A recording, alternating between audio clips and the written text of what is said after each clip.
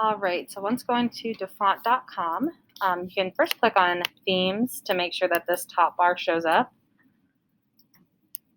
Second.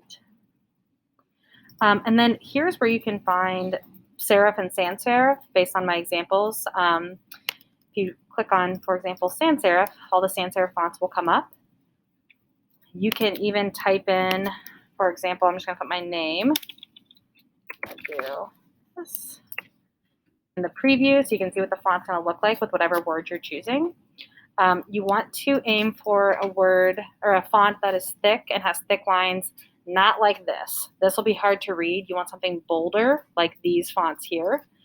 Once you find one you like, just pay attention to the name. Click download. It should pop in your little downloads bar, but if not, you can find it in your downloads folder. So I'll just click on this to open it up pretty easily. All right, so this, change this view here. Typically, these will come in as either folders or just files that look like this. If it's a folder, just click on it.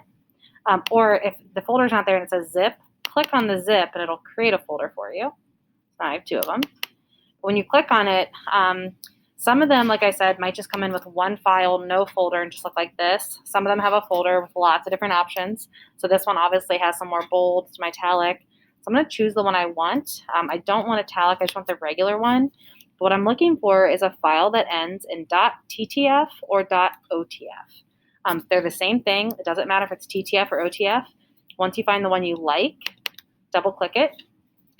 It should bring up a little preview window and go ahead and hit install font.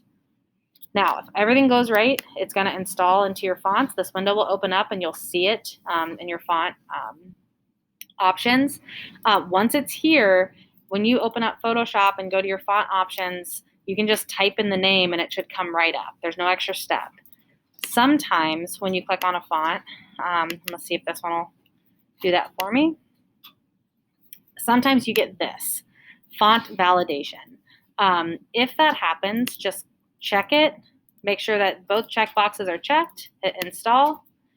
It's basically just a safeguard because these are all free fonts from the internet, but just go ahead and click those boxes and it'll be through. And just again, verify that it's actually in your font book, and then you should be ready to go.